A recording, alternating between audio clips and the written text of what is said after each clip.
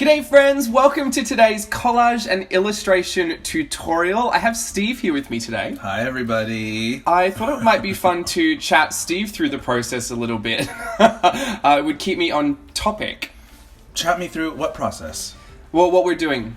Oh, okay. We're going to, so basically this is, we're collaging first. Okay. And then we're going to photocopy our Okay. collage. Okay. And we're going to trace it.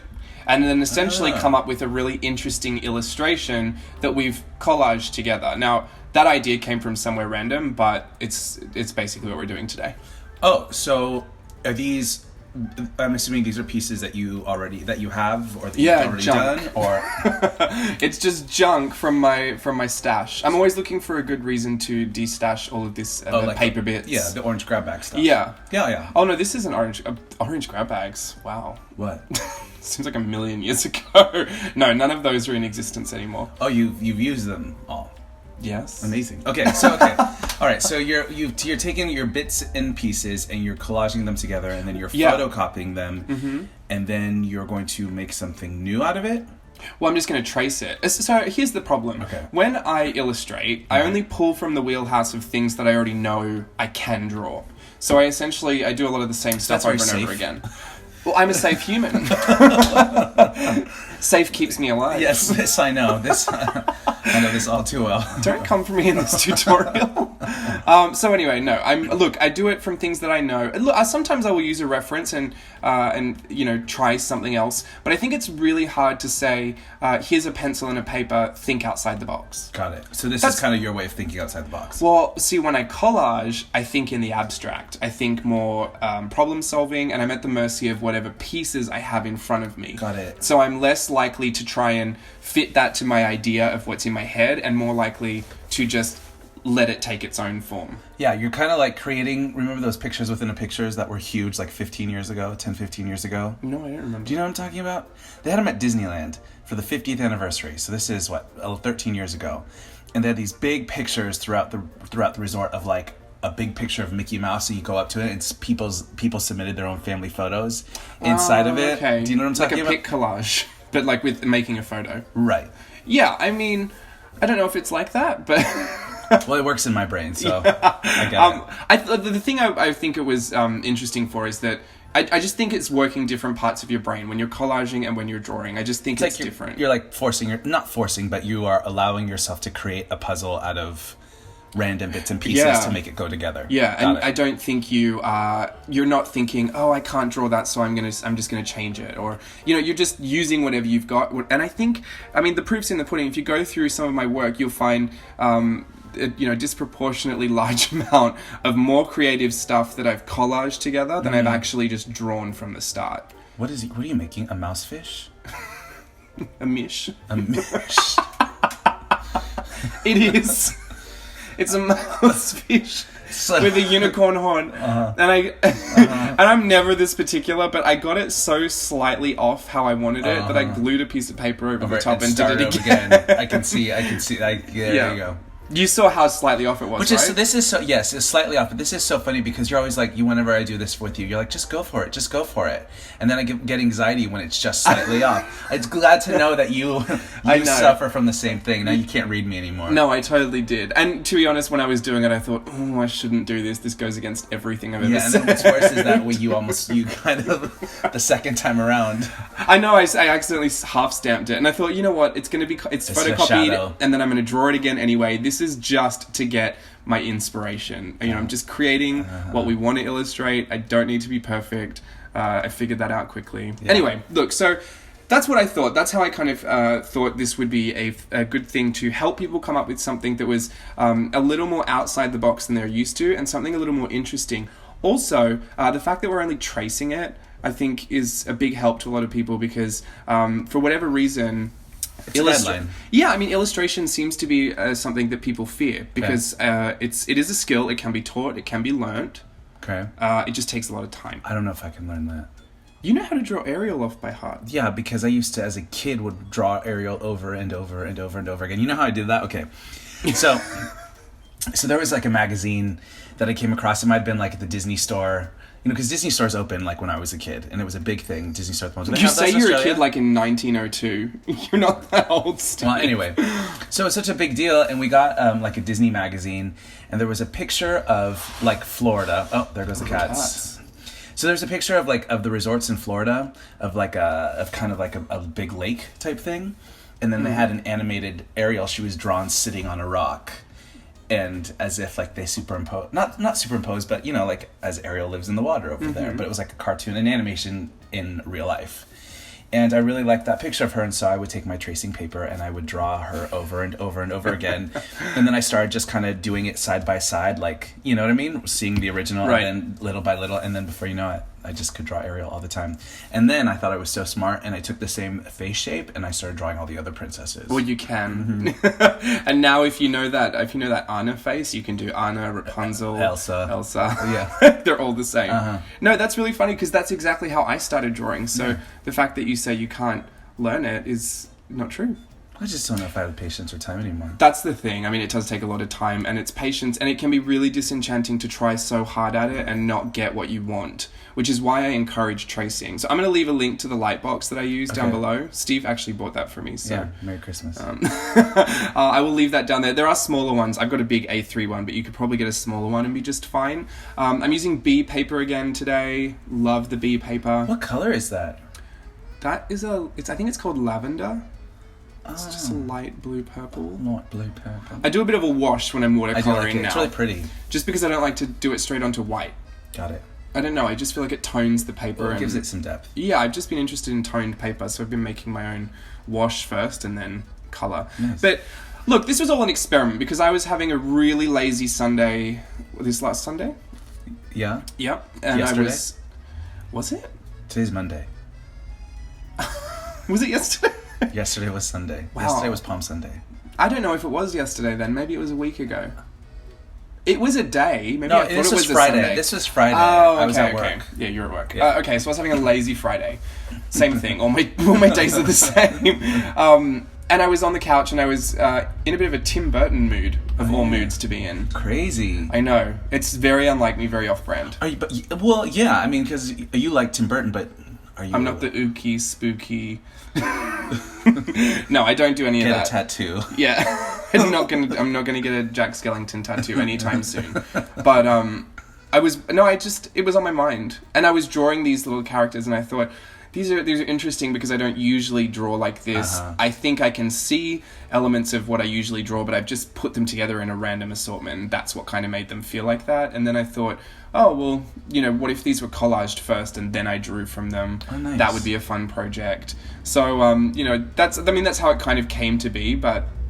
There are no rules, right? So it there can aren't. be anything. I think the thing I liked about the Tim Burton characters is that they're made up of, like, really obvious shapes. Like, they've got triangle heads, or they've got circle bodies, or really long rectangular torsos, and those are really simple things to draw. Yeah. So if you are going to, you know, take your first leap into illustration, why not start in a place where you will feel successful? Well, yeah, and I also think it makes sense too because even like all his stop motion stuff is all shapes. It makes it easy. Well, obviously you said that, but because it's easier to make a square or a circle or a triangle than, you know. Yeah, and a lot of the little junk scrap pieces that we have are, you know, obvious shapes.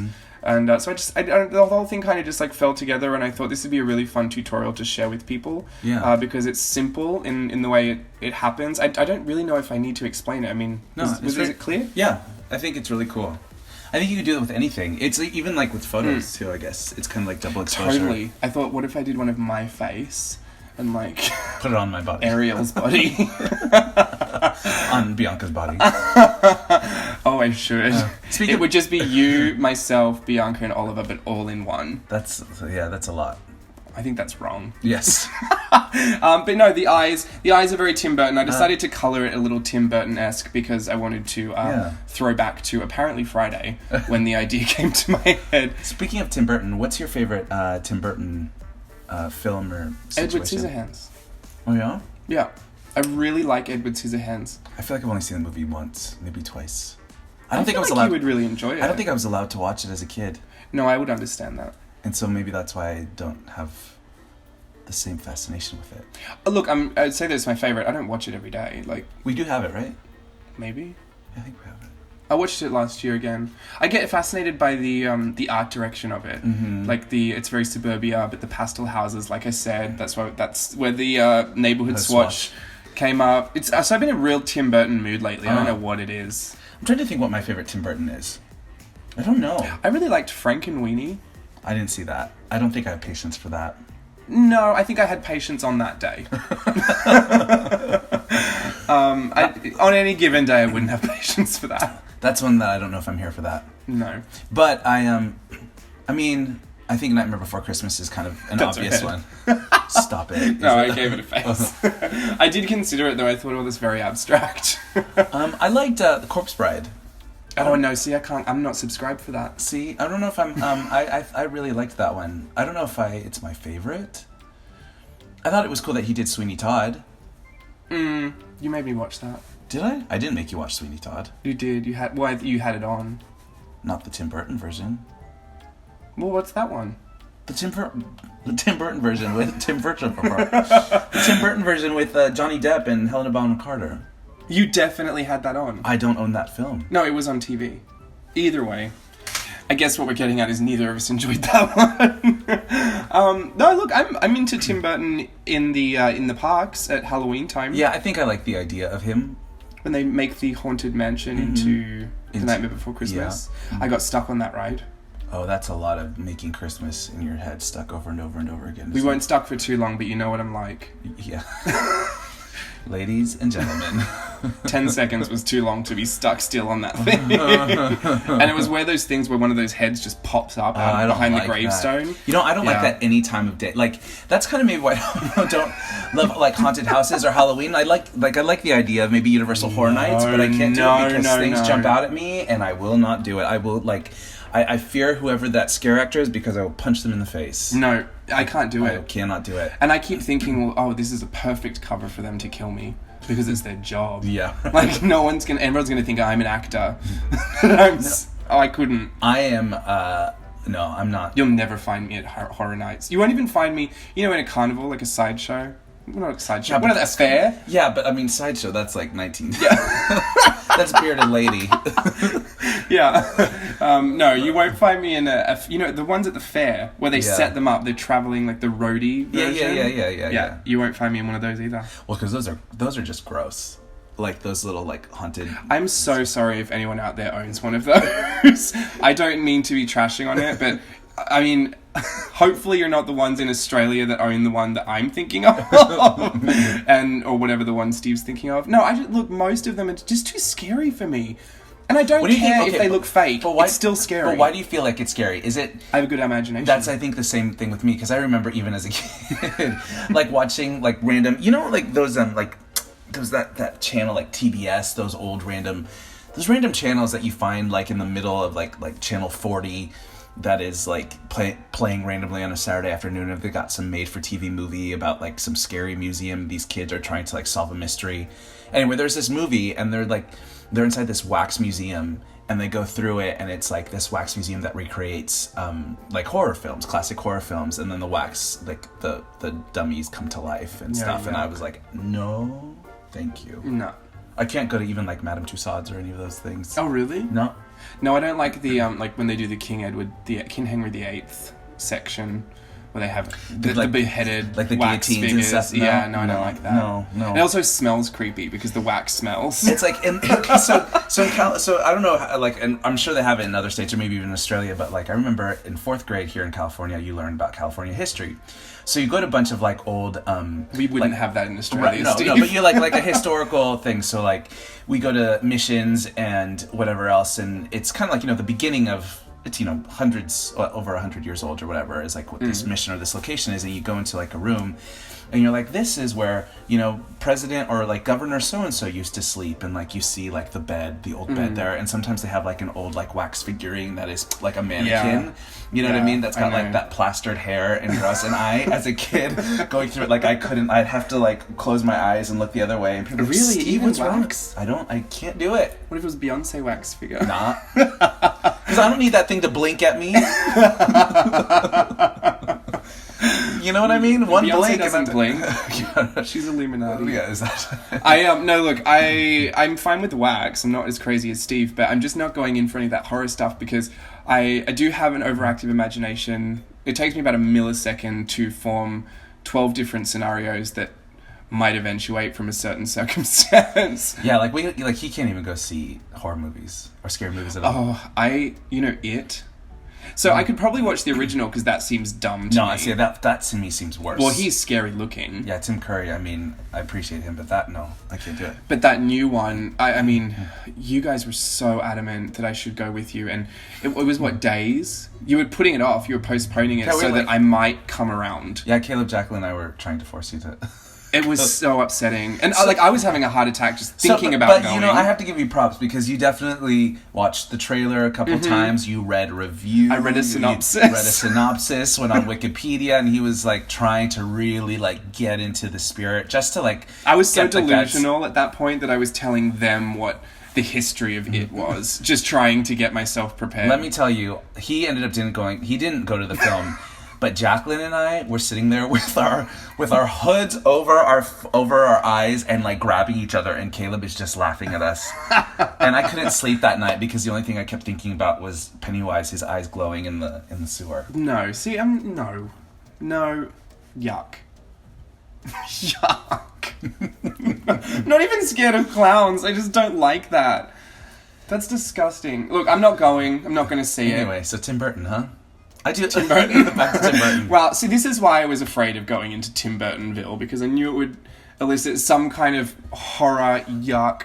No, it's fine. I just think all of this stuff should be saved for Halloween. So let's not make this about Tim Burton. I'm sorry for the 18-minute podcast about horror stories. This is a collage and illustration tutorial. I hope you enjoyed it. I do like it. That's really cool. I like what you did. This idea is very fun. I really like it too, and I think I'm going to keep playing with it, and I'll probably bring it back again and show you some more. Well, next time, can I create the little collage and then you have to draw it? So I'll do this part and then we photocopy. I'd say yes, but usually you're so busy that this might never happen. All right. Well, if you want me to do it, you go ahead and comment below, and then we'll see the tally. That is blackmail, Steve. So we'll see. I don't know. It's more holding me accountable. Yes. You should be held accountable. That's one thing I've learned about being on social media, is that you're very accountable to the things that you say are coming next. So I am, we should hold you to that, Steve, because I don't make promises I can't keep around here. Yeah, same. So go ahead and comment in the comments below if you want me to help out with the next one. Yeah. If I get over 500 thumbs up, I'll make him do it soon. Okay, so 499. All right, thanks for watching, everyone. Thanks for having me. Bye. Talk to you later. Bye.